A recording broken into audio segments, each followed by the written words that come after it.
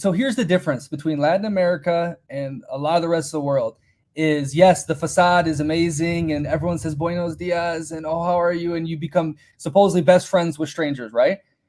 But a lot of it is fake. So that's why I say treat each place like an experiment, interview each place, test each place on factors like climate, culture, cuisine, language, business climate. But in Colombia, it's like, I can do this today, so you can do it tomorrow. This magical surrealism where there are no consequences. Okay. Now, I like that because I live in my own little delusional world too, right? And so I admire the Latino. They make the most out of very little, okay? And it's like you don't hear much about depression in Brazil, even though a lot of them would be, Americans would be depressed if they were living their lives. Because it's tiring to go through so many different situations, so many different environments so rapidly. Where all these young dudes, especially I see on Twitter, oh, I want to have the penthouse in Miami and be with all the exotic Latinas and go clubbing at 11 or whatnot.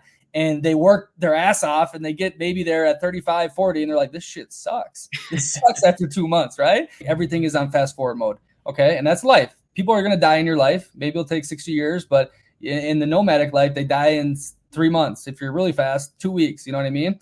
All right. So the 5 things I would recommend to anybody coming to not just Colombia, but also Latin America is, one, because we're losing our, for sure, like our international power. I think we're still going to be good with our military and whatnot, but we need our image. Perception is reality. People are bashing America too much, and I can't stand it. Do I want to live there? No, but I can't stand it. Here we go. Back in bold, we got a Colombian special. Buenos dias. Yeah, buenos dias. My Spanish, I know you guys yell at people on Twitter for not learning the language, but fuck it. I still haven't learned any other language but English. Maybe one day. I got Mr. James, Freedom Files, another ex-friend. And I will say this about you. I can't believe you've kept your good, positive, nice guy energy on the X. Like, I started going on this like last March, and I was Mr. Nice Guy, you know, like normal other social platforms. And people would just come at me or say some dumb shit. I'm like, who are you talking to? Like, nobody, like, has, first of all, done this really to me on these social platforms. You know, some YouTube comments, you get some like stickler things. You know, I've been doing this stuff for quite a long time. And in person, you know, I'm a bigger guy and I don't take, you know, lightly when someone says stupid stuff to me. But on Twitter, they're reckless. And I started getting pissed. And I started getting anger on there and going back at them. But so I really admire that about you, Mr. Freedom Files. You've kept a very clean, nice dude image on the X. So, but I'm happy you're here. I'm excited. Kind of tell the people what your schlicht is and who you are. Yeah, man. Well, I'm glad to be here, Nick. My name is James. I'm from the United States, the Midwest. So I know we're going to get along on a lot of that conversation. And I've been down here in Latin America for just over 2 years. Most of that time has been spent here in Colombia. I've purchased property here in Medellin, Colombia, and kind of set up a base here, established a base here in Medellin. But I've also lived in 7 different countries in Latin America. So I know a lot about Costa Rica, Panama, Peru. Ecuador is one of my very favorite spots that doesn't get a lot of hype, but I love Ecuador. Argentina, Uruguay, been all over the place, but really, really loved Colombia and have established a base here. So I'm sure we'll talk about that a little bit. But apart from the travel, I also run a online business, a marketing agency.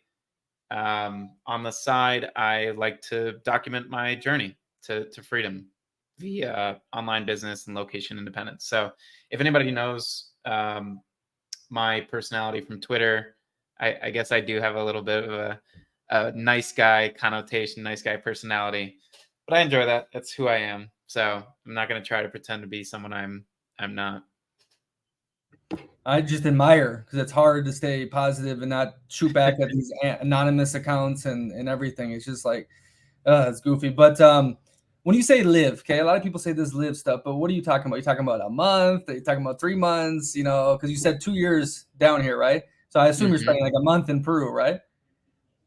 Yeah, it was probably on average 2 months in each location. Cumulatively, over the last 2+ years, I've spent the most time obviously here in Colombia, which has been about I don't know, 8-10 months, and Ecuador, which has been about probably 6 months total. But those are the top two for me. Yeah, well, the big thing is here, and this is what I think we can relate is, I'm from Minnesota. You're from North Dakota. I mean, nothing happens in North Dakota. That's crazy. But two Midwest boys, found themselves traveling Latin America. And I told you I've lived most of my travels in Europe, right? But I've spent about 2 years and some change traveling and living throughout Latin America, mostly Brazil and Mexico. Now I'm in Colombia, but that's rare. The Midwest dudes, right? Our probably our parents, our grandparents, never left the state or never lived outside the state. Sometimes the grandparents didn't leave their towns. I mean, this Midwest is like completely enclosed out from the rest of the world. Like we're in the middle of USA, and you're not like a coastal guy who makes trips everywhere. So why the hell are you traveling? Like, what makes you different, and why did you take the jump? I get that question a lot, actually. I'm lucky that when I grew up, my parents were not from North Dakota. So I was born in Wisconsin. My mom is from there. My dad is from the East Coast. And because of that, like a little bit more global perspective, maybe that's just more national than just North Dakota. I grew up in North Dakota, but ended up going to school in Ohio, ended up working in Indiana, so all over the Midwest before coming down here. But really, I was lucky to travel a lot with them when I was younger. I had been to Europe, I had been to Latin America a little bit, like more the resort side of things, but still, it's better than going to Florida for vacation. The Caribbean all over, and Canada as well. But when I was in Indianapolis and working full time, I finally quit my job and was working in my own online business. And I realized about 5 months into that project that, oh my God, I do not need to be in Indianapolis, Indiana. I don't need to be even in the United States. So after nomading a little bit across the US, I made the jump to Latin America on what was going to be just like a 3-month trip, and met some really cool people, specifically a girl here in Medellin, Colombia. I've been with her for 2 years now. But that was really a catalyst for me staying. But apart from her, I just love the kind of like newfound perspective on freedom that I did not have before. So that's been a big reason why I've stayed down here in Latin America. Yeah, traveling for sure doesn't heal all the issues you have, the problems, but it gives you fresh perspective, right? And when you're totally alone, I assumed you were solo traveling, you're away from peers, away from cultural, societal influences. The feeling of freedom is like nothing you've ever felt, and it's addicting, right? And unfortunately, that leaves, after a while of doing it, and you have to find new purpose, but you can't go back. It's too hard to go back to, quote unquote, the matrix and normal life when you've tasted freedom, right? And it's sad that you take it for granted, after, some months, a year, but they're nothing like it, right? I have a question though, because a lot of people ask the nomadic types, they think it's impossible to make money online. That's slowly going away because we saw during COVID, everyone does the Zooms and, work remotely, right? So but they say, oh, marketing. Are you doing a typical agency thing where you hire the overseas talent, you do the copywriting, you do the sales, correct? Is that what you're doing? I've hired 2 employees here in Colombia, actually. Okay.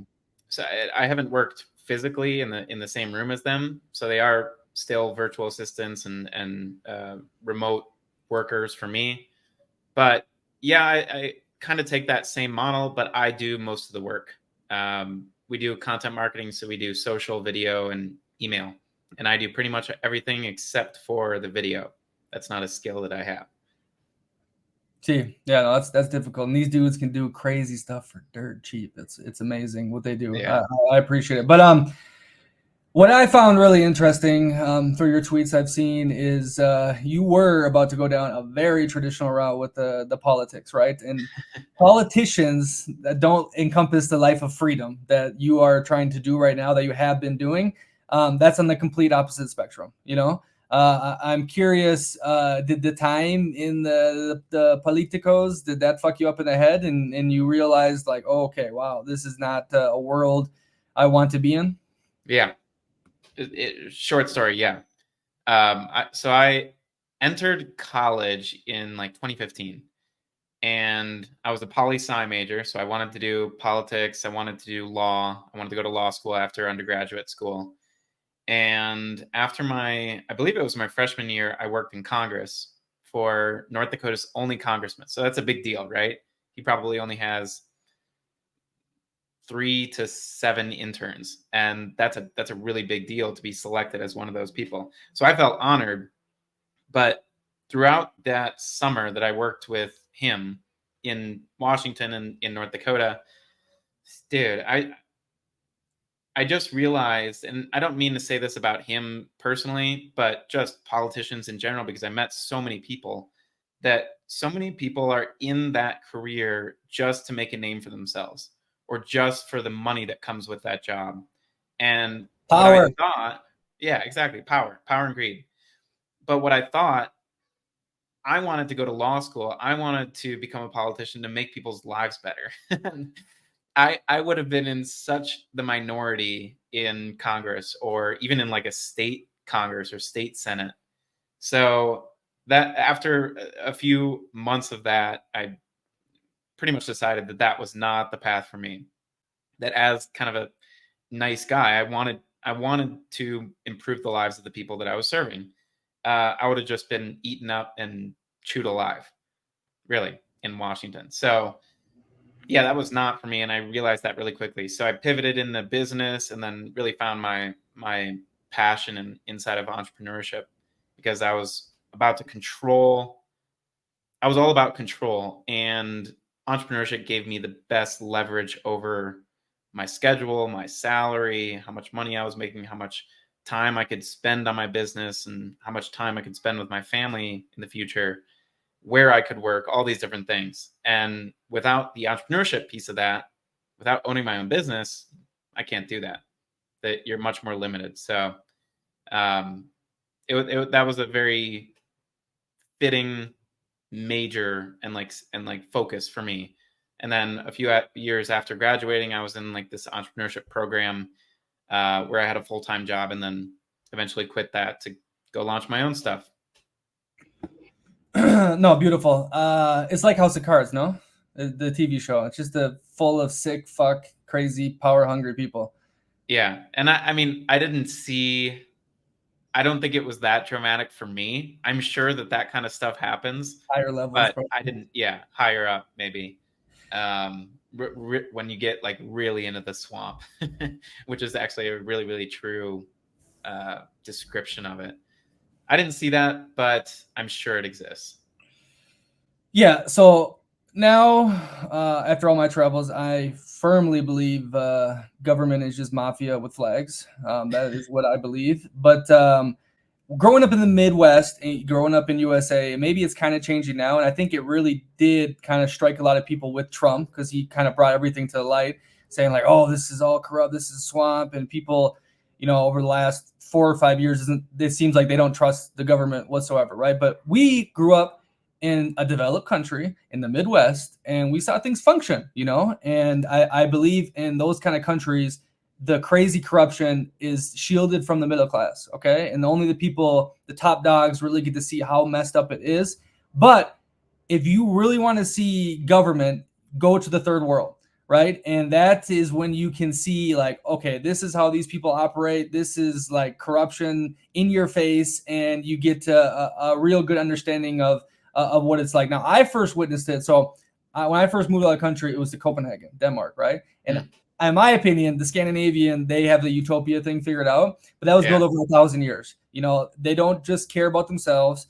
They don't just care about their family, their community. They care about every freaking Dane, like the 6 million Danes there. And that goes into the politicians. Like corruption is very, very minimal in Scandinavia, and they get so much for their freaking tax money, and things work, and there's not much crime. So I didn't get exposed to it there. But when I moved to Italy, and Italy's a developed country, I saw, holy fuck, you guys are the bureaucracy, like slapped me in the face. And I didn't have to deal with much of it because I was playing professional ball down there, and they handled a lot of it. But, just living there, seeing stuff, talking to people, I'm like, God damn, like this is bad, right? And then I moved to Mexico, Okay. And when I was in Mexico, it was a real big slap in the face. But the worst has been Brazil, man. Oh my God. Mm. Like just seeing how a tiny minority of a class like controls this huge bureaucracy that is focused on keeping the middle class barely getting by and afraid of death to be poverty, favela types. And it's just, it's so criminal and it's in your face and you can't do nothing about it, right? It's really depressing, but for a local, can't do nothing about it. Yeah. But yeah, that's kind of where I came to my whole. Well, I read the book too, How I Found Freedom in the Unfree World, Harry Brown. I think I've recommended that to you before. And that book, everyone needs to read that, man, because that dude was so ahead of his time, and his mindset switch about, I mean, basically taking your life into your own hands is so pinnacle. But he goes step by step about, you know, the government and why we shouldn't have it, and what kind of corruption kind of goes on. So yeah, what do you think about that? Well, you threw out a lot of things out there. I think the first thing that I would note is that the key difference between a country like Italy and Northern Europe, like the Scandinavian countries, Denmark, Iceland, is the taxes. So you have to pay for a utopia. And even though the salaries are really high in countries like those and the quality of life is great, you're going to pay 50% in tax, which to me is akin to slavery or quasi-slavery. When you get to countries like Italy and Mexico and Brazil, obviously they don't have, they have taxes, and taxes in Brazil are pretty high, and they're starting to enforce them much better than they used to in the past. But in comparison to Northern European countries, they don't have the enforcement that those countries have, plus the rates that they have. So while in those countries you pay really high taxes for a high quality of life and lack of corruption, in Latin America it's very different because a lot of people don't pay taxes here. I've tweeted about probably 90% of the Latinos that I've met in Latin America don't pay taxes at all. Don't pay taxes. I would say 80 to 90% of the people I've met, and not even like lower income people, but middle class, higher income, or higher class people just don't pay taxes. And that's because there are so many loopholes, and they know people in the government, and the corruption is easier to access, and the enforcement of the government is not as in your face. And I pulled something up when you were talking, because I tweeted about this a couple months ago, and it blew up because people had some strong opinions about it. I tweeted, share your screen. Oh, I can do that? Yeah, present.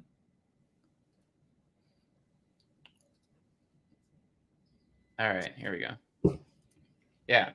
So if you read this, yeah, you can see that. So hot take, North America is just as corrupt as Latin America. The key difference, though, is that in Latin America, corruption is visible and obvious, laundering and bribery. And in North America, corruption is hidden behind closed doors, lobbying and interest groups. 100%. And this kind of blew up.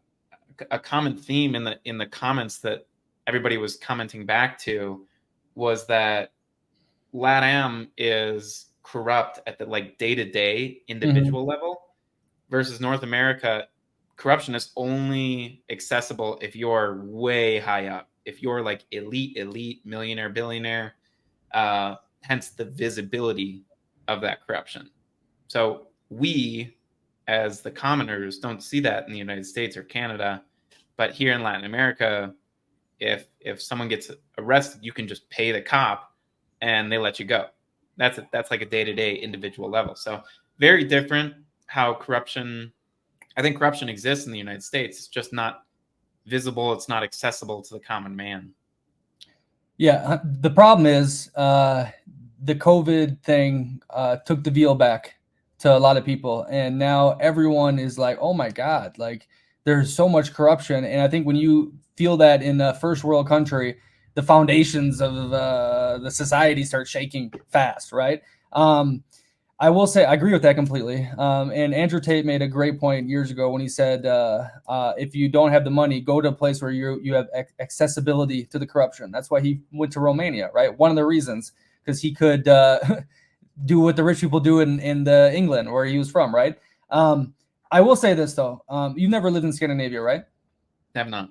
Okay, I did, and I can promise you this: if I had a place working and functioning like that, I would have no issue paying 50% taxes. And the people, 95%, every Dane I ever met said, I have no issue. You know, I got all my education. If I don't work, I get paid. I got good opportunities. I got all this vacation time. I got healthcare. I got politicians that I feel like care about me. And I'm very anti-tax. I probably pay less than you. Well, we both do foreign earned income or whatever, and I'm going to move into doing some other things to even lower the burden down to basically nothing legally, of course. I'm a good boy.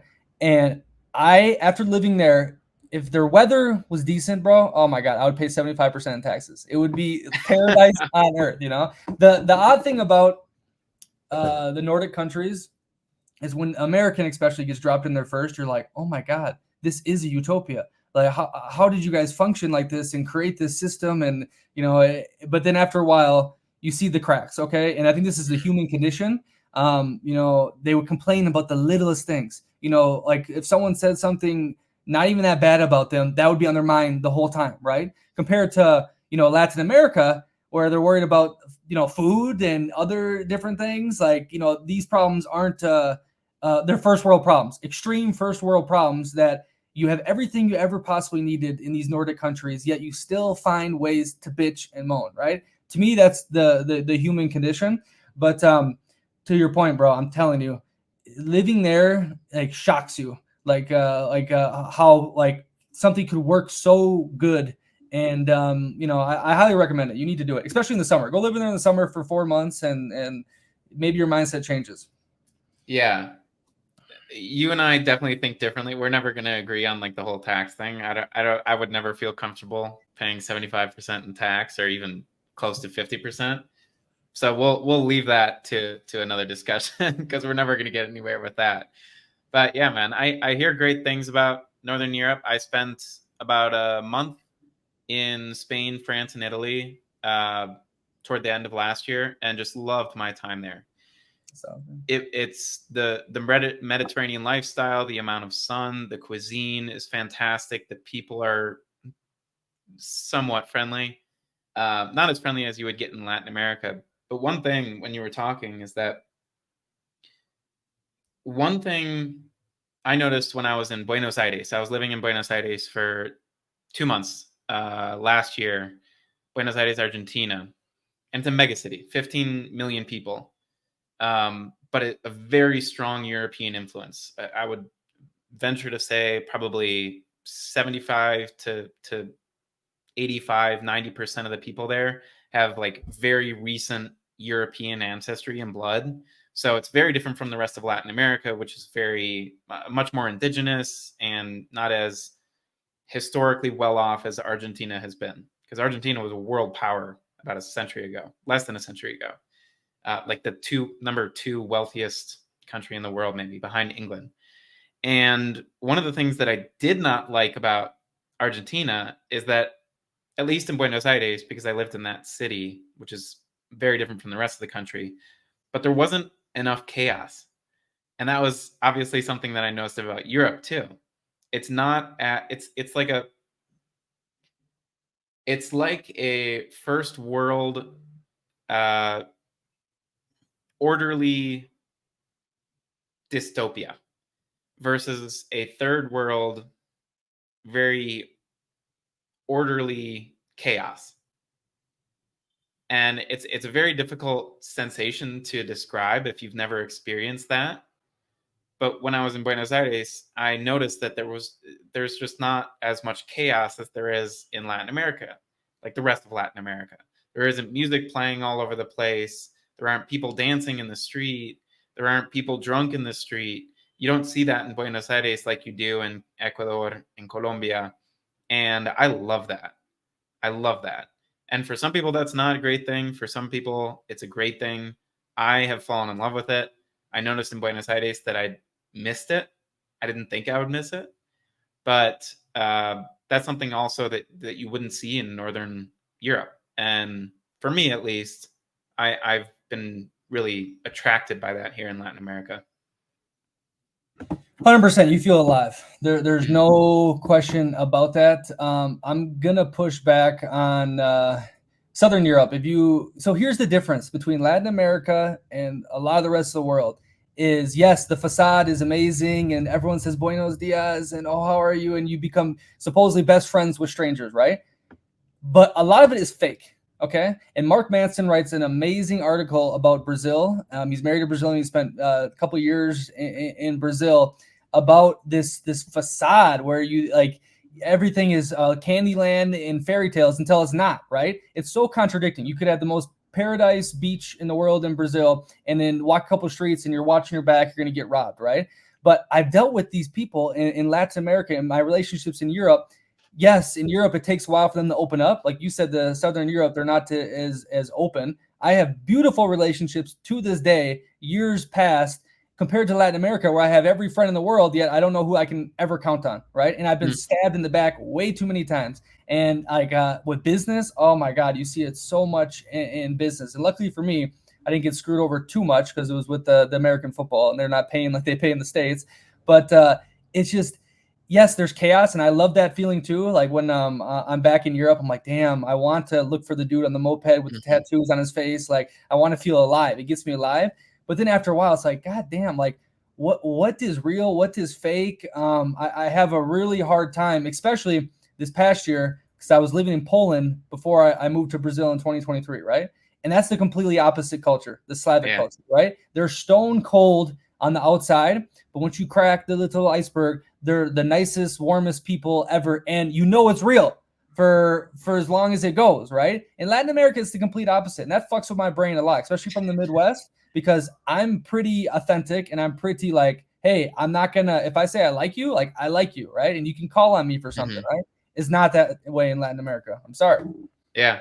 No, I agree with that. I think that's just a factor of Latin America being so low trust. I mean, if you look at a map of like, do you trust your neighbor, and the percentage responses to that from country to country to country to country, Latin America rates the trustworthiness of their neighbor very low compared to the rest of the world. Nobody trusts anybody. So yeah, I think just the general trustworthiness of people here in Latin America is very, very much lower than Europe, especially Eastern Europe. I think just the fact that we kind of disagree on a lot of these things, that's awesome, by the way, that we can have this discourse. But it just reflects to me the fact that the best way to do this, the best way to do life, is to have multiple bases in multiple different places. So if you have 3 different bases in the world, let's say the United States as home for you and me, maybe Colombia or Brazil, which are very similar culturally wise, and then maybe Eastern Europe. So you spend 4 months in each of those locations, and you get the best of the 3 worlds, really. So you feel alive, and you get to benefit from that chaos and kind of the disorder here in Latin America for 4 months of the year. Then you get the benefits of like that more hardened but soft on the inside Eastern European culture with great food and sunny weather in the Balkans. And then maybe you want to go home for 4 months to the US. I'm not that way. I don't really want to go home to the US. But this kind of like multiple bases strategy is something that I'm leaning toward and working my way toward actively. So I think that provides the best quality of life possible. You just spend you spend your time in multiple different places around the world that you really, really love, that make you feel really good.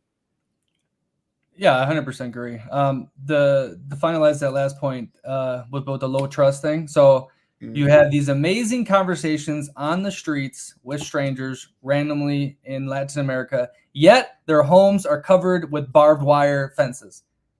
That juxtaposition is wild to me, right? And that's the whole continent, in my opinion. It doesn't make sense. I have a beautiful reel I'm making right now about the last year traveling, living in Latin America that goes into it. But Mark Manson's article on Brazil, everyone needs to read it. And he says great things. He married a Brazilian. He's going to spend a lot of time in Brazil. But like you said, and I think that hacks the human condition, okay? Because anytime I'm in one place for too long, of course, like you get an autopilot and you don't appreciate stuff. And if you can have the multiple bases, you're big into, okay, nomadism can't, it's not long-term sustainable, which I totally agree. So if you have the bases, you can get the best of both worlds and stay out of autopilot and appreciate the different atmospheres. Okay, what do you got pulled up here? You want me to pull it up? Yeah, I mean, this is just that map that we were just talking about. So I don't know if I can zoom in here. Yeah, bro. Living in Poland, Far East Poland, you have to lock any of your doors. They had a couple homeless people, and then I would see them like going through the trash in the morning. Oh, Dean Stobre, how are you? Yes, take out what you want. No worries. Yeah. No crime in Eastern Poland. It's freaking insane. And then on the street, they're like this. If you smile, you're crazy, but there's zero crime. It's wild. Yeah. So this is pretty much exactly what we were just talking about. In terms of Latin America, nobody trusts their neighbors. It's unbelievable. Nobody. But then the rest of the world is much greener. Much greener. But they don't have the chaos. And I 100% agree with you, bro. I am addicted to the chaos. But after a while, I'm just like, give me something real. Give me some pattern that I can, understand. That's where my issue is. And also, bro, you become hedonistic, at least me. And now you've been dating and you've been a good little boy, for 2 years. But I think a lot of gringos deal with this issue when obviously the cost of living, obviously the vibe, the Buenos Dias, the niceness. But in Brazil, it's extremely sexual. Everything they do, there's a lot of it feels sexual, even though they have like a ton of conservatism. Half the country is like extremely conservative. The other, the pockets around the city are super liberal, LGBTQ2 or whatever. But my vibe in Brazil is like that Jake Nomad said, there's too much bunda. No decent dude can focus there because it's insane. And it's the vibe they give off. Yeah. Colombia is the home of magical surrealism. I think that's the name of the concept of just the fact that everything is amazing, everything is positive, there are no consequences, there are no negatives about anything, and we just live in this happy, bright world where nothing bad happens. And Colombia, I think, has kind of exported that concept to other Latin American countries where people kind of just deal with that chaos and deal with kind of the daily goings on that elsewhere you would never be able to do. Like in the United States, if you played music until 4 a.m. in a quiet neighborhood, your parent or your neighbors would call the cops. It's just not allowed. But in Colombia, it's I can do this today, so you can do it tomorrow. And this magical surrealism where there are no consequences. So yeah, I haven't been to Brazil yet. I really want to go. My girlfriend and I are thinking about going there this year. So I can't opine too much on Brazil, but from what I hear, your characterization is spot on. So that brings up a fantastic point here with Latin America. Now I like that because I live in my own little delusional world too, right? And so I admire. Can you hear that dog barking? Okay, good. I admire the Latino. They make the most out of very little, okay? And it's you don't hear much about depression in Brazil, even though a lot of them Americans would be depressed if they were living their lives, right? So I appreciate that perception is reality, delusion type of aspect. But this is what I've kind of came to when it relates to dating, and I think it expands to the countries too. So in my opinion, a Brazilian woman is a child almost compared to a Southern European woman, right? I think if you took I'm not trying to be sexist or whatever, but if you took a Brazilian woman and sent her to boarding school, she would come out like a Italian woman, refined, right? Now there's pros and cons to each. Okay. I love the amours, the love and the feelings and, everything is magical with them and the Kuna Matata, right? I'm dating an amazing Brazilian woman right now. But then I look back at my relationship with an Italian who had Southern roots too. So she wasn't just a Northern Italian, bimbo, stupid, right? And she had similar things, but it was put into when she cooked her food or how she dressed, or like, and it was really like a woman, you know what I mean? It was like the ones you see in the movies, the Italian woman. She did model, of course, so she had that aspect to her. And that's how I view the continents too, or the areas where it's like in Southern Europe, you know, Latin people, they're more refined, adult, grown up. And then in South America, it's more childlike. And you know that I think that causes a lot of the problems and the issues, like with responsibility, accountability, compared to over there. So, what do you think of that generalization? I think that's pretty accurate. Um, I'm trying to think of why that is. The only thing that comes to mind really is just the fact that the internet is a newer thing here in Latin America. So people in Europe, for example, people grew up with the internet, and even their parents had not quite access to the internet, but they had access to the internet and information and the rest of the world going into their like adulthood and as they were raising those children. In Latin America, it's very different. Like people have just gotten access to the internet in the last 20 or so years. Uh, Smartphones weren't really a thing until like 15 years ago, 10 years ago. The rest of the world has advanced way past that, and much faster than Latin America. So the reason I say that is because I don't think the rest of the world impacts Latin America like the rest of the world impacts Europe or the United States. So in the United States, all the girls that I dated were constantly connected to everyone else, and they saw what everybody was doing and how to behave and how women should be educated and how women should like how modern feminism works, all that kind of stuff.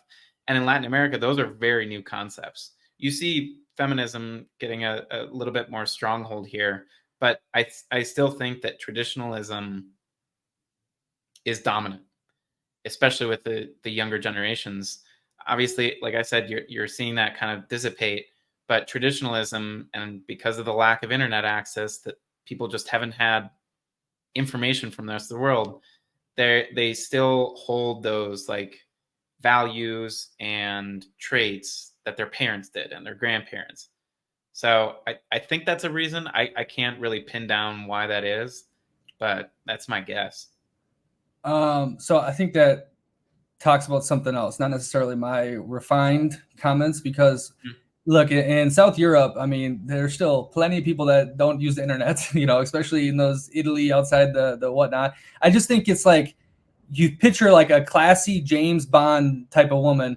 That is like the Italian, like, you know, I'm not talking about feminism. I'm talking about like a classy, you know, well dressed, you know, proper manners, European, you know, type of a thing compared to a child like Latina who it's amazing, you know, oh, we're having fun, everything's beautiful, Hakuna Matata. But those things encompass kind of like my view on how society functions over here. So they still have the Latin love of life, but they put it into art, they put it into architecture, they put it into fashion, they put it into making food, right? In Latin America, it's like, okay, fiesta, party, they put it into the chaos, and it's not put together and put into a focus. You know what I'm saying? It's just Yeah. kind of fairy tale Candyland over here, and over there they figured a way to harness it. Now they've been around longer, right? They have long traditions, and then you know there's the shit that happened over here with the slavery, the natives, you know, the kings, the colonial things, which I still think is very much here, the colonial structure. But it's just fascinating to me how I see the same love of life, but over there it's like they put it into something, and here it's just free. And there's pros and cons to both. Yeah. I still think actually my what I did say is somewhat accurate. It's because these people, these women grew up seeing what they saw, and now they reflect that growing up. So I do think it's because they, and I don't have anything to compare it with, really. I don't have the dating experience in Europe that you do. So it's interesting that you have both of those and can compare the two. But here in Latin America, my girlfriend acts how her mom did, and her mom probably acts as her mom did. And in Europe, they have so much history, all the fine arts, all the museum, all the history, all the exactly what you were talking about. So I think that's a factor, but I'm not really sure. I don't have the two to compare. See, it's an interesting thing I've been trying to articulate better, and I got yelled at for saying it because I posted on the Instagram stories, and the Latinas were not too happy. I said it's fact. Look, like if you go over there, you'll see. But I will say it is a beautiful thing traveling Europe with a Latina, because it's just like you're gonna take lots of photos, of course, but it's just like, oh my, like some stupid building, that's like not even that pretty. It's like, oh, amor, lindo, linda, or whatever, and the energy, like I love it. Okay, so anyone take my comments. I love the Latina. Okay, it's amazing. Mhm. It's probably my second favorite type. I love the Slavic woman. Okay, they say the Slavic is a winter Latina, right? But um, uh, besides dating, I just think it encompasses more why Southern Europe is so like different, the vibe, and obviously all the colonial shit, obviously the history and whatnot. But one of these days I'll be very smart and do it. So next Yeah. topic though, okay? Nomadism. You're burnt out already. 2 years. You're gonna set your bases up. Come on, what's happening? I wouldn't say, well, maybe I'm a little burnt out. So after living in 7 different countries in 2 years, I think that takes a toll on anyone.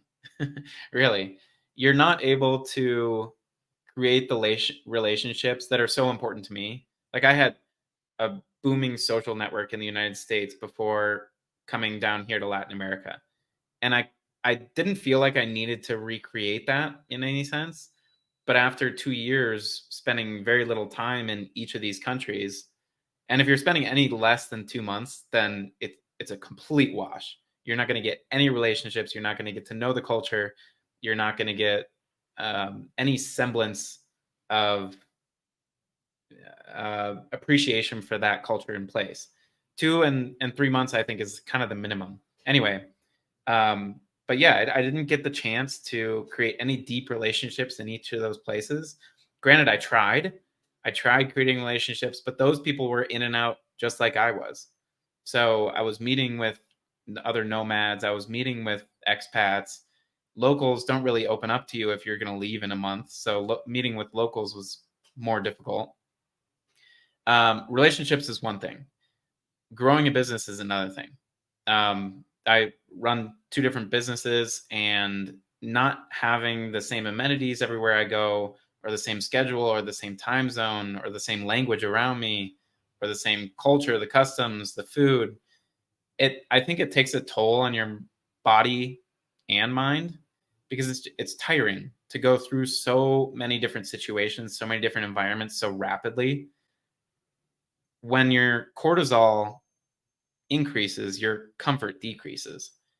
And I noticed that with myself. So the more places I went to, the less comfortable I got in each of them, and the fewer relationships I could create. And if I was creating relationships, they were very transactional, very shallow, because we both knew we were going to leave. And temptation is always around the corner. So I would get distracted by all the cool. I mean, I'm living in a foreign country. How cool is that? I can go outside of my Airbnb or my apartment and try a food that I've never tried before. Just that temptation is really cool, but I don't want to have that every day. So in the last year, I've decided to invest here in Colombia. Not only because my girlfriend is here, but also because I want to set up a base. I wanted to, and when I say I invested, I bought a apartment here. Um, and in return for that investment, I also get temporary residency on the path to permanent residency and citizenship. So I have that path as well. So I'm getting benefits in return for my investment. The investment that I was spending in all those other countries, my time, my energy, my money, I wasn't getting any benefit from that other than just like awesome experiences, cultural experiences, and getting to meet people on a very superficial level. So that was kind of why I invested here. Granted, I'm not hanging it up like you said on Twitter. I thought that was funny, but this is one base. In the next few years, I hope to have more bases, and I want to spend I want to split my time between 2, 3, maybe 4 bases every year with my girlfriend. Beautiful. I got some comments on that. Yeah. So I've been lucky where I usually get a home for 6, 7 months of the year. Sometimes I work on a deal where I can keep the apartment there. So I can travel and then come back and, leave my stuff. And then by the end of that time, though, I'm fiending to get back on the road fast, right? But my fast is minimum a month in a city. Okay. And it's usually like I pick a country and I go to 5, 6 cities, right? I'm not going this way, that way. Oh, new SIM card, new this, new whatever. And but I agree. Like a normal nomad type of person, like Chris, my buddy Chris, the freelancer, he's going like 2 weeks here. Like in Brazil, he was there for like 4 or 5 months, and he just kept switching. I'm like, dude, what the hell? Like, take a break. He needs to keep going. And in that type of environment, it does seem pretty like shallow, I would think, like trying to build relationships and so forth. And luckily for me, well, I'm a dude. So, I mean, maybe you're kind of like a girl. Like I have my 2 homies back, or a couple of homies back in the US that I can FaceTime, see once every, a couple of years. I'm good. I really have tried to meet similar like nomadic types probably the last year, 2 years. And I've developed great relationships, right? I don't need to see someone all the time. I can talk to them once a week, or shoot the shit, and I'm good. Like I kind of tick different with that aspect. But it got to a point where all I was doing was focusing on like dating when it came to relationships, right? And that destroys you. That gets old. Not just the hedonistic and all that, but you have no like that homie you're right next to you can talk to for or have a drink and shoot the shit about guy stuff and so forth. So I completely agree. The base option is the way. And when I retire, I will probably do like 6 months in Brazil and then the Italian summer, and then have like 2 to 3 months where I can do like my crazy travel, one city for a month and then go to the next place.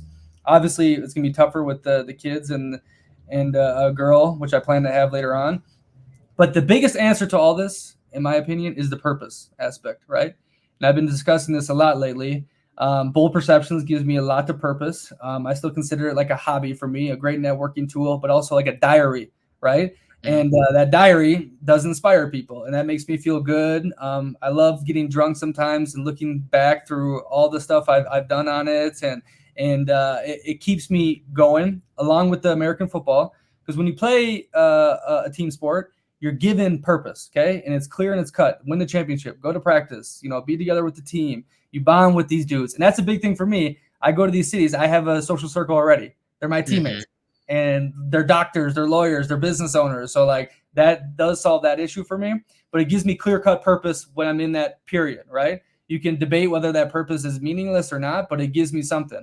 And if you don't have purpose traveling, I don't care how much money you're making, how many cool beaches you're seeing, how many women you're sleeping with, it gets old very fast, okay? There's a reason a bunch of billionaires and rich people are depressed, because it's not all that is important in this world. I believe relationships are very, very important, but the dude has got to have a fucking purpose, right? And I think your problems are solved. Yeah, I 100% agree with that. One of my all-time favorite movies is called Into the Wild. It's also a book about a guy named Chris McCandless, who was studying at Emory University, which is a great school in Atlanta, Georgia, in the United States. And he graduated there and was going to go to Harvard Law, and his parents were supporting him and all that kind of stuff. And instead of going, he changed his mind, and he road tripped across the United States, worked in a few different places on farms, and just off the grid, completely off the grid. This was in the 90s, so he didn't have access to the internet, didn't have a smartphone. His parents didn't know that he was doing this. They thought he went to Harvard Law. And really, he burned his social security card, his driver's license, donated all of his money and his savings and his tuition, and went to Alaska.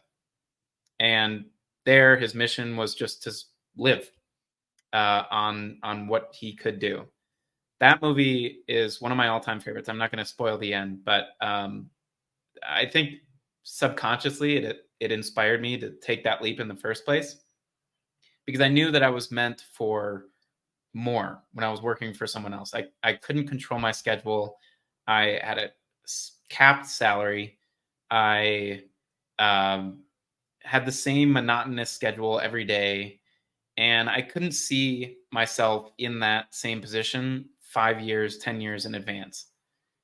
And I think a lot of people are in that phase, right? A lot of people just find themselves waking up in the morning, driving to work mindlessly, hopping out of their car, working for 10 hours in a artificially lit dungeon pretty much, and hopping back in their car, sitting through traffic for an hour, going home, baking a pizza because they're too tired to do anything else, and they repeat the same thing the next day.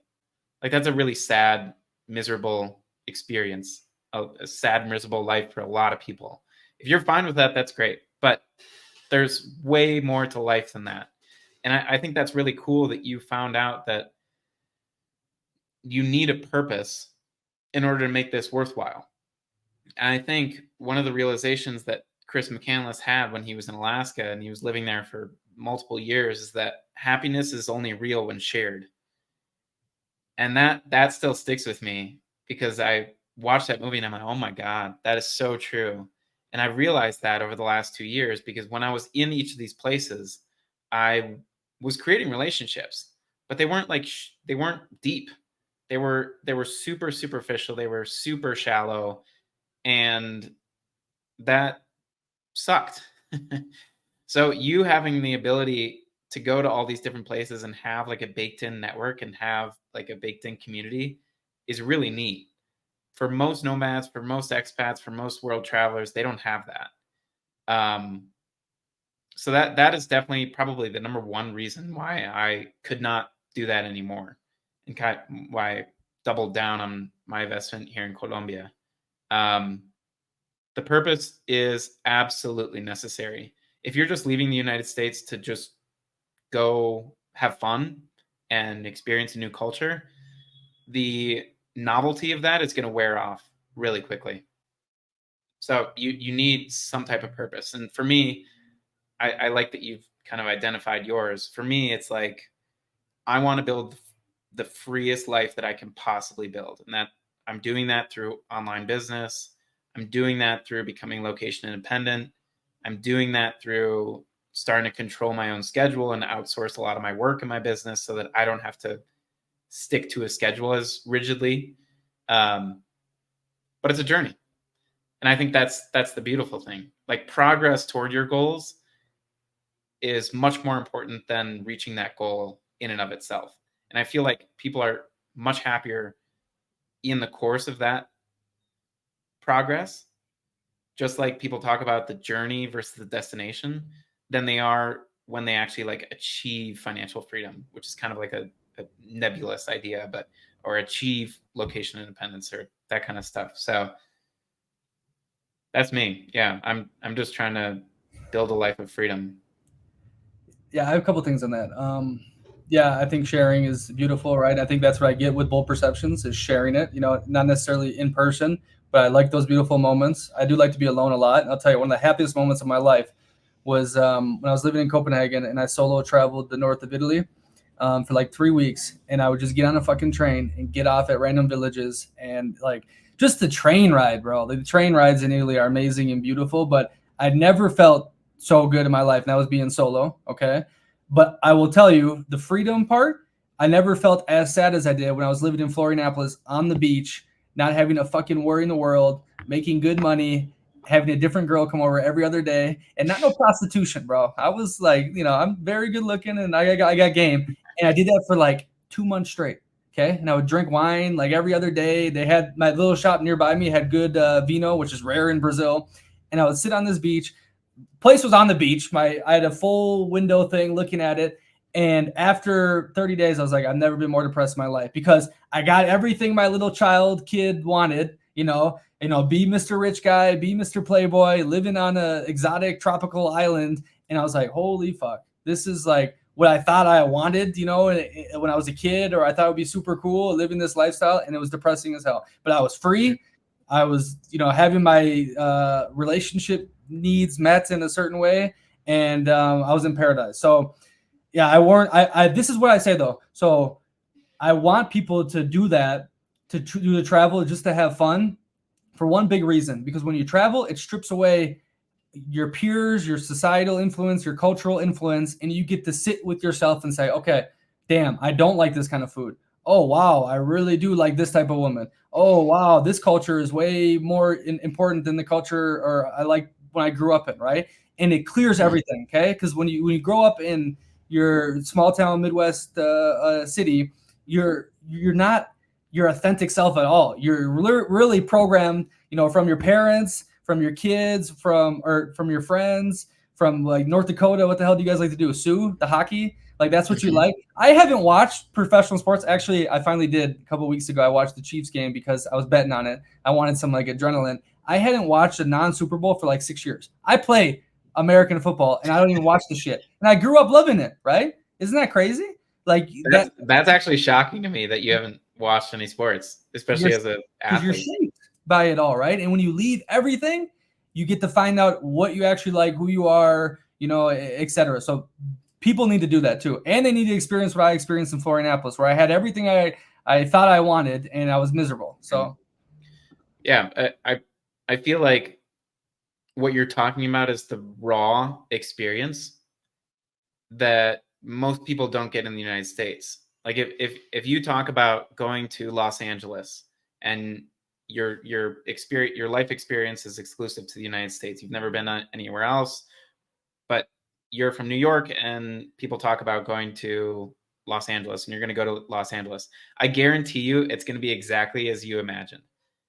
Now, when you go to Latin America, that is so completely different, so completely foreign, so completely alien to you that you have no choice but to react with your raw life experience.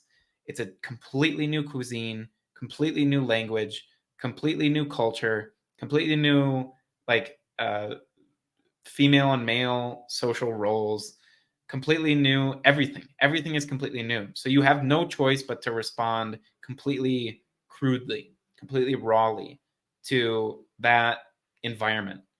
And I think you nailed it on the head. The other thing is that it's like a reset, right?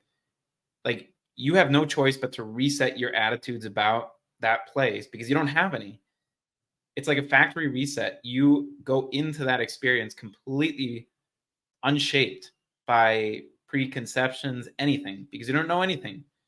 So, and that's something that a lot of Americans, a lot of Canadians, a lot of Europeans, before they go elsewhere, they never get that back home because they know what everything is like there. The other thing, oh shoot, what was I going to say? Oh, so the beautiful thing about my experience in Congress was that I learned that I hated that environment. And that's a beautiful thing. So when I came to Latin America, I bounced around all these different places and learned what I really liked about each one and what I didn't like about each one. And both of those things are incredibly helpful things, helpful learnings, helpful insights, because you like eliminate that path from your life. And I'm so glad, so glad I learned when I was 19 that Congress was not the path for me. Because what if I had spent the next 10 years in law school?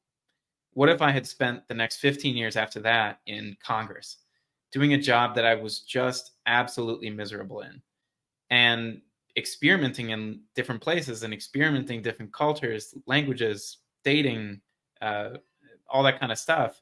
You get to learn really fast what you like and don't like. And then you double down on the stuff that you like and you leave the stuff that you don't like. So nomading has incredible benefits.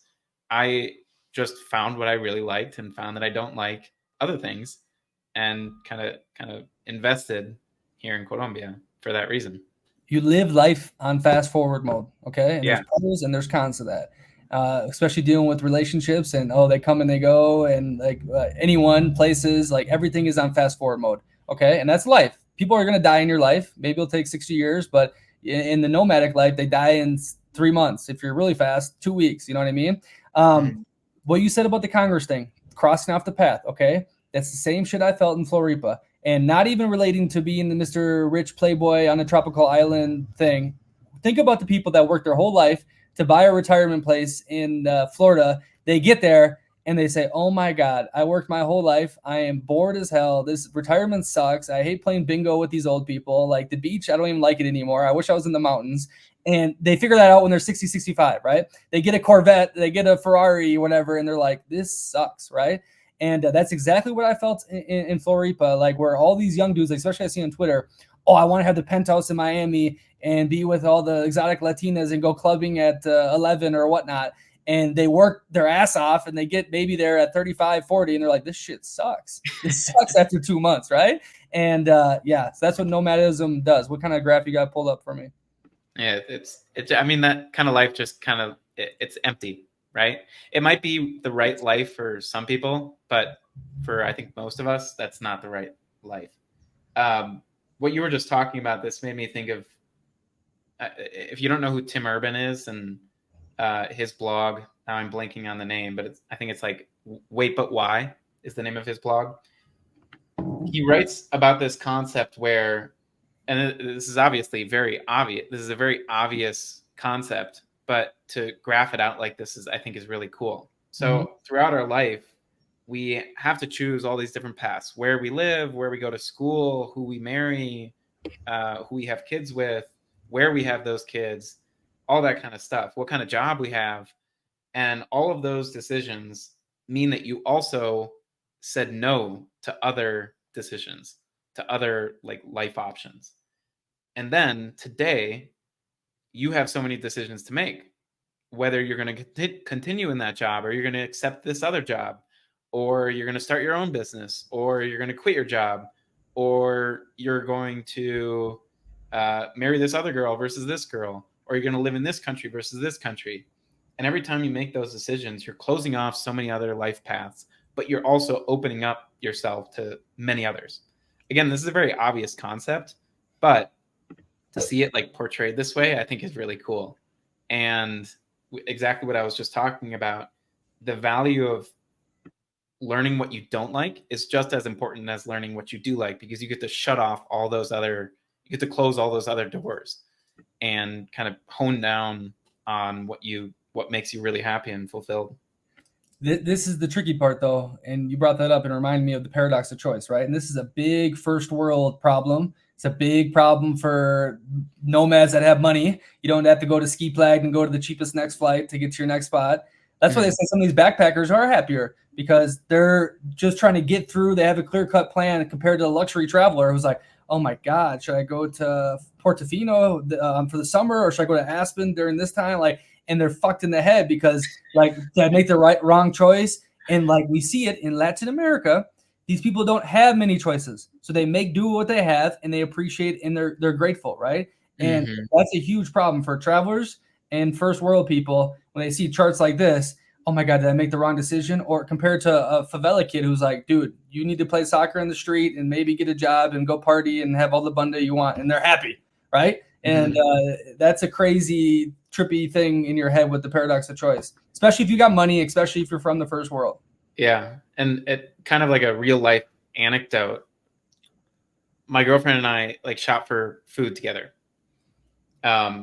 She hates going to like the Costco versions of grocery markets here versus like the little local tienda who just have one option for everything, because she knows what she wants. She's going to get it cheap and done deal. That's all she needs.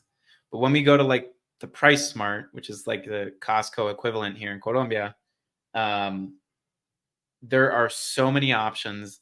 Everything is way more expensive because you have to buy in bulk. She's never seen these brands before. She doesn't want the flashy brands that cost a little bit more, maybe are a little bit more healthy. And because of that, those experiences, those shopping experiences are just like hell. Because I'm with her in both of these different experiences. And the first one takes about 2 minutes to get everything we need, to run into the little tienda and run out with all of our stuff that we know we need. And the more Costco, like bulk version, which is like dragging her through hell. She hates it. She has to not barter, but like she has to argue about every single item that we put in the cart. And it's, I mean, that's like the personification of what you were just talking about. Gratitude, man. The more Yeah. I get older, the more I understand how important the gratitude thing is, because you meet, I met a lot of characters on the road, a lot of people with a lot of abundance of different resources and things, and most of them are miserable. Okay. And the cliche thing is the happiest people you meet are in the favelas and in the slums of freaking Cambodia. And it's true. Like the favela types are amazing in Brazil. And then I spent a lot of time in Cambodia and Thailand. And bro, the people living in the freaking with no toilets and whatnot welcomed me in. We had a blast. It was a Kuna Matata. They were smiling. I'm like, you have trash everywhere. Your house is on stilts, and when you go to the toilet, I see it come down to the ground, like because they're just grateful for the freaking food and the beer they got and whatnot. Bro, I did a video with my Russian friend. We went there, like the first time they were super super nice to us, and I'm like, damn, we got to come back. Like, but should we give money or should we like do like we settled on candy, for the kids. Like it'll be kind of fun and cute and all that kind of stuff. And bro, I mean, it was wild seeing the flip switch though, because when the free stuff came out, like it was like hyenas everywhere and people were fighting each other. The smiles kind of like dissipated, and maybe because that was like a theory of paradox of choice where they had options and they could get more instead of being grateful for what they had. I don't know. I kind of went on a tangent there, but gratitude is the key, my friend, because I've met very few dudes on the yachts in the Mediterranean that were as happy as like my friends making 30,000 euros in the city of Bologna and have good relationships, and they ride their electric skateboard around the city in Hakuna Matata. So I will say one thing I was really, really surprised by when I came to Latin America is, well, let me back up. When I was living in the United States, we think that everybody wants to come to our country. Everybody. Like we're the best country in the world, American exceptionalism. This is where the land, this is the land of opportunity, the land of freedom and of money making. The possibility to make money is greater in the United States than any other country in the world. And I actually still believe that. But when I came to Latin America, I realized that not everybody wants to go to the United States. If you're middle class or upper class here in Latin America, you have no desire whatsoever to go to the United States. Your life is great in Latin America. Granted, you're going to deal with things that maybe you wouldn't deal with in the United States, like threats, kidnapping, stuff like that. But, and I don't mean like every high income person in Colombia is getting kidnapped on the daily. That just looms over your head a little bit more than it would in the US. But their life is great here. And it's also the same reason that so many people, when they go to the United States, merely go to the United States to make money for a short amount of time and then go right back to live life with their family and where they're happiest in the tropics next to the equator. That surprised me. And I'm glad I learned that lesson. I didn't know that before. You traveled after COVID, right? That's when you first started going. Yeah. Okay. I've known first, I want to say it is insane how developing countries defend their country and love their country so much compared to developed countries.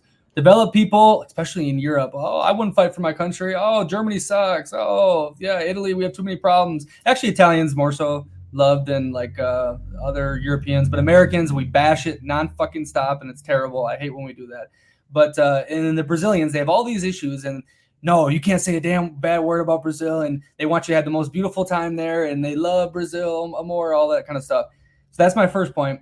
My second point is, so you started traveling after COVID, right? Mm-hmm. I've noticed a drastic change in the perception of the USA and Americans pre-COVID and after COVID.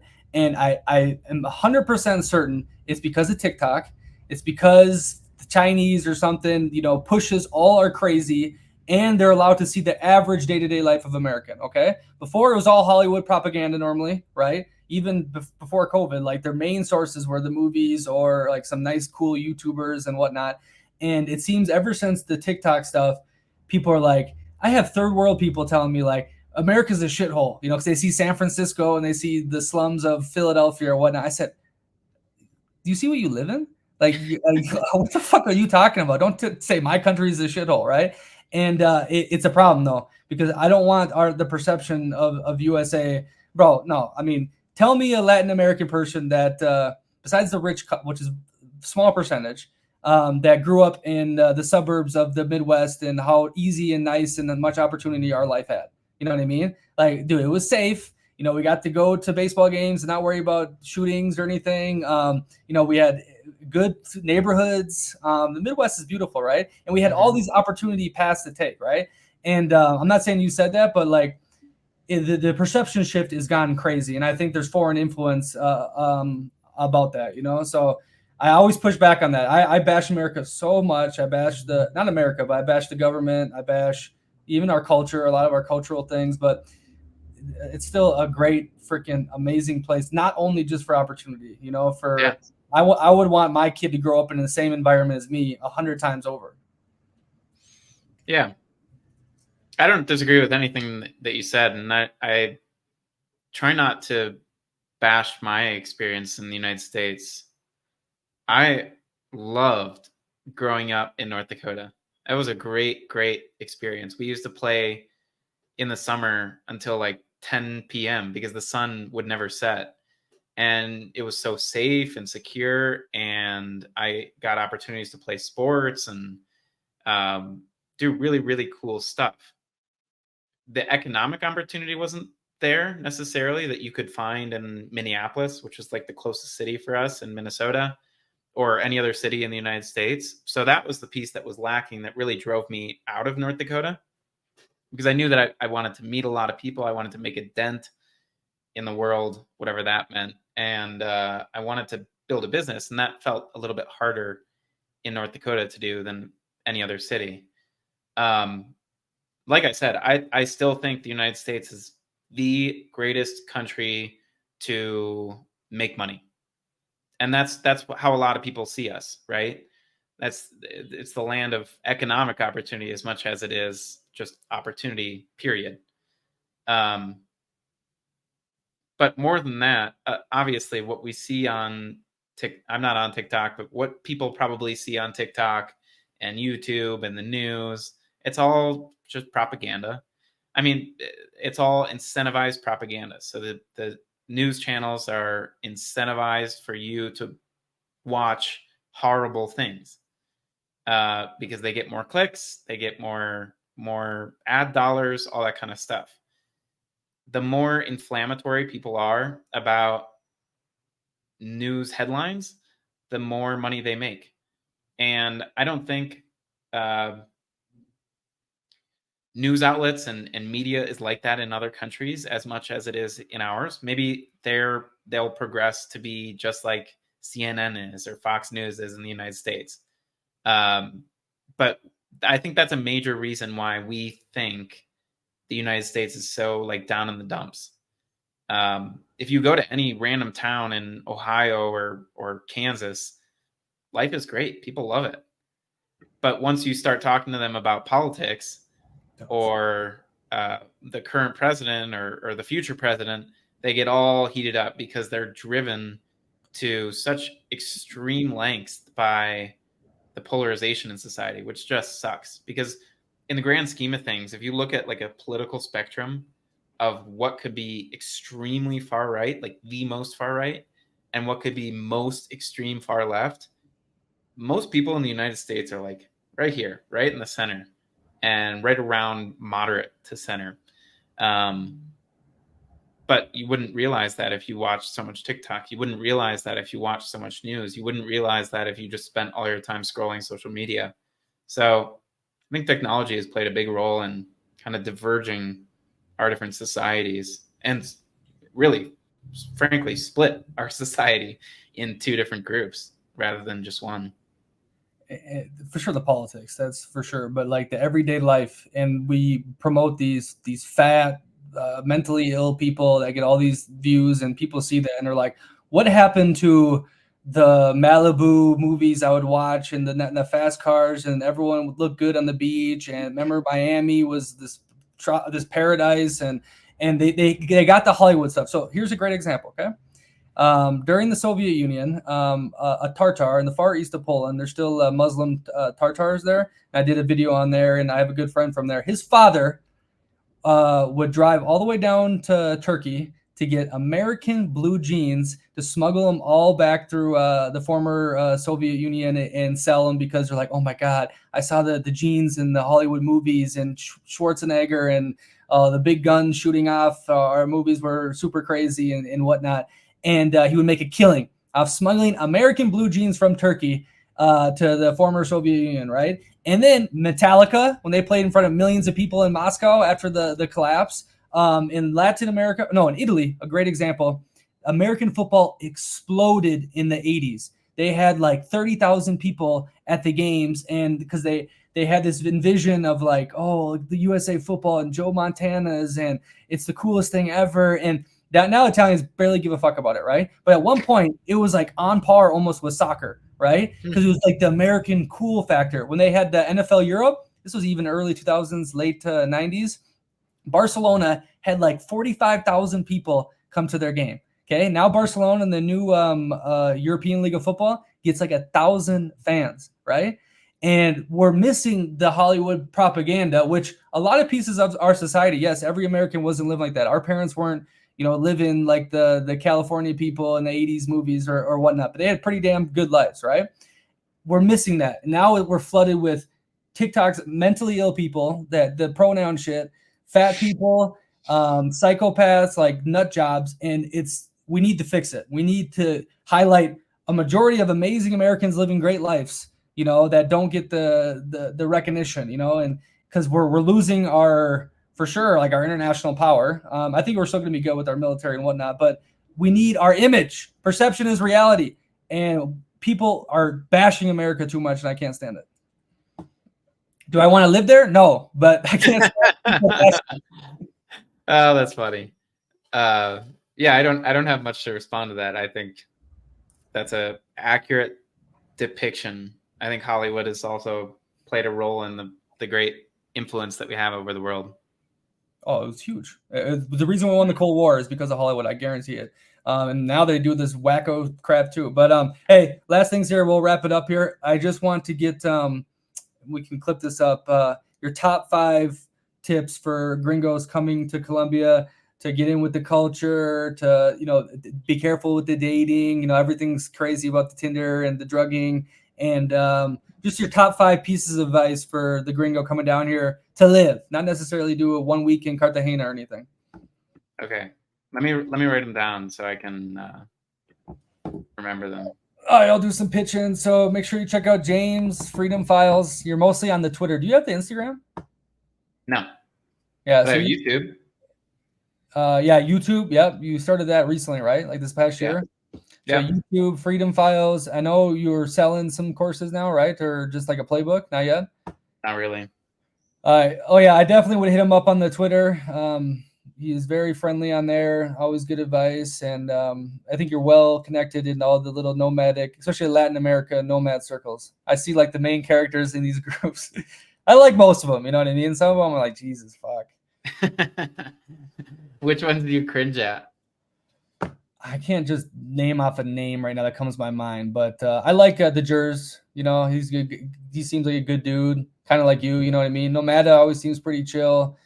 It doesn't just come to my head right now, but there's some dudes I see on this. I'm just like, God, it's a problem, Yeah. But maybe people think the same about me. So I mean, it is what it is. There are a lot of those people in that space, for sure. I've got 3 so far. Hold on. What neighborhood you buy your place in? Belén. How much? Estimate? 110,000. Oh, it seems a little more spending. No, I thought you could get. Is it 2 bedroom, 3 bedroom? 3. Okay. Nice balcony. 2 balconies. Yeah. Building has a pool. No, it's a small little building. It's not like a big unidad. what they I'll call tell you the first tip: if you're going to Colombia and you're not on the beach, you better have a place with a freaking pool. I can't. I have to be touching water, daily, basically. You know how I feel about that?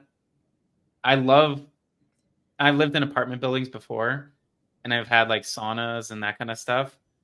I would rather that stuff be outside of my building and pay less, because I like going to them and I like the forcing function of that, rather than having them at home and like spending 24 hours every day just in my little building.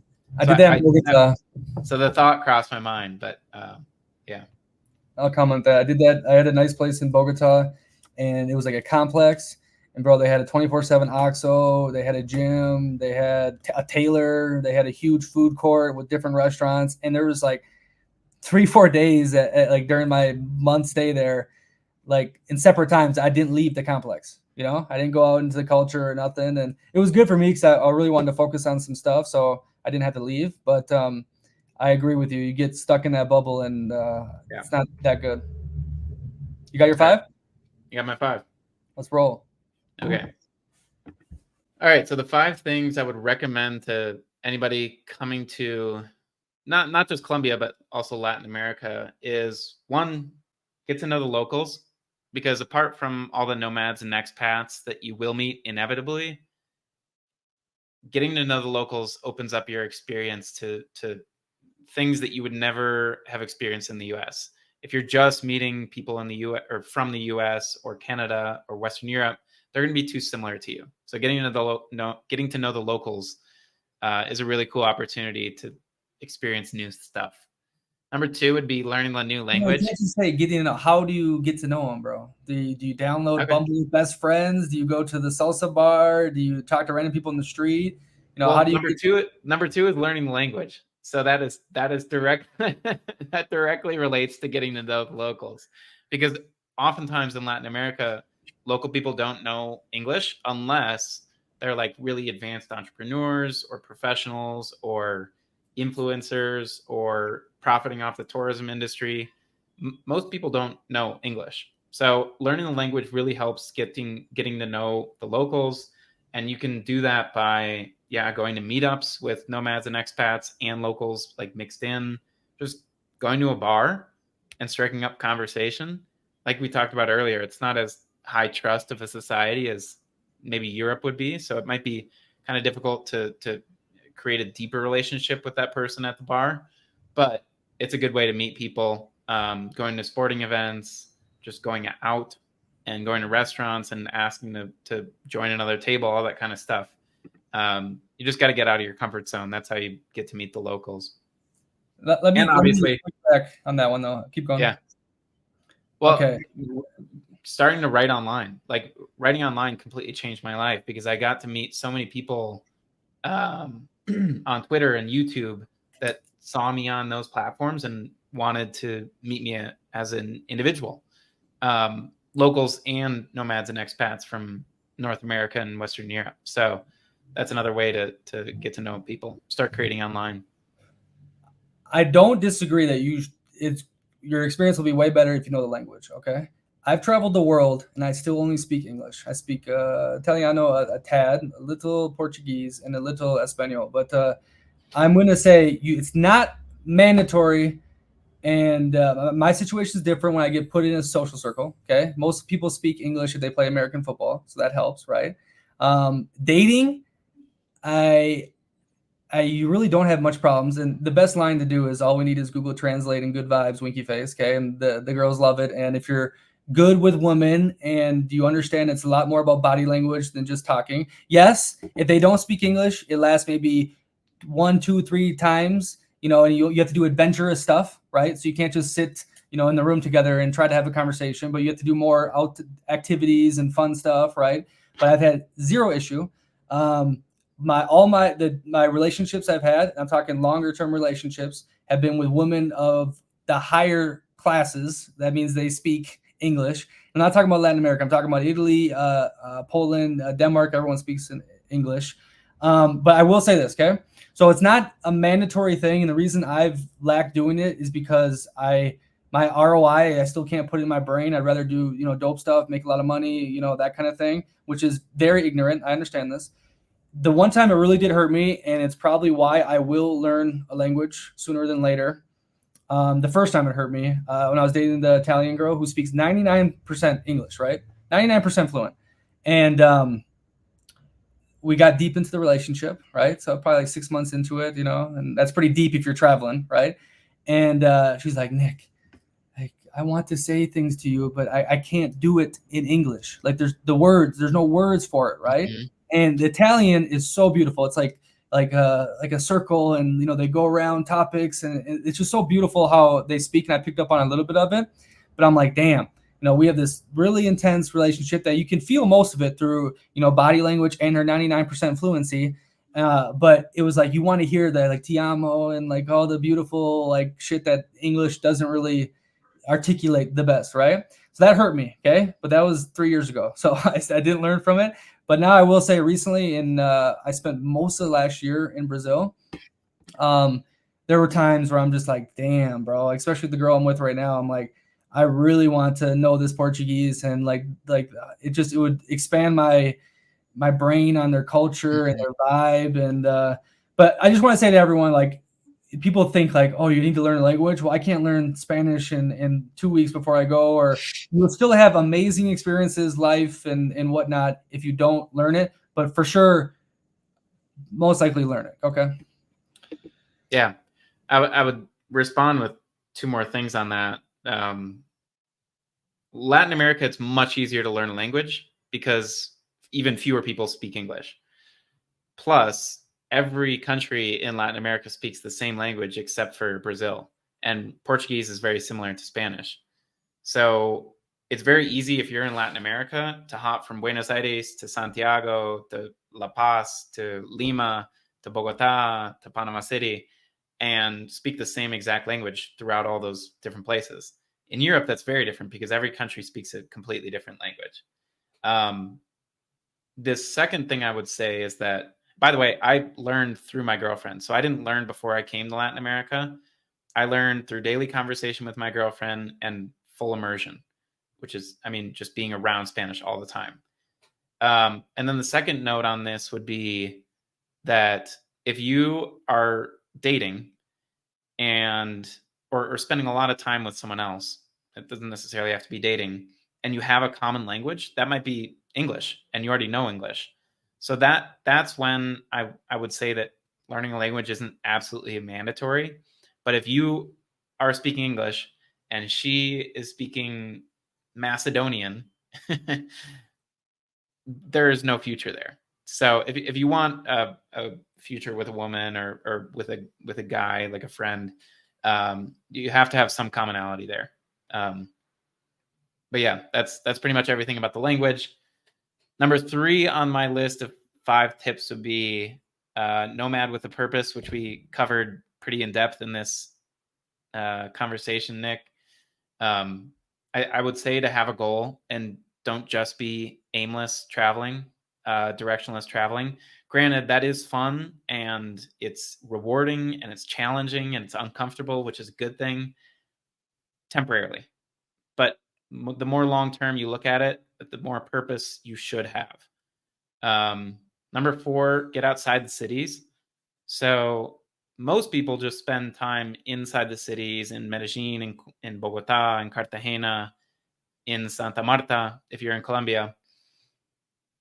But the real treasures, the real cool experiences, the real raw experiences that you would never experience in the United States or wherever you're from are outside the cities.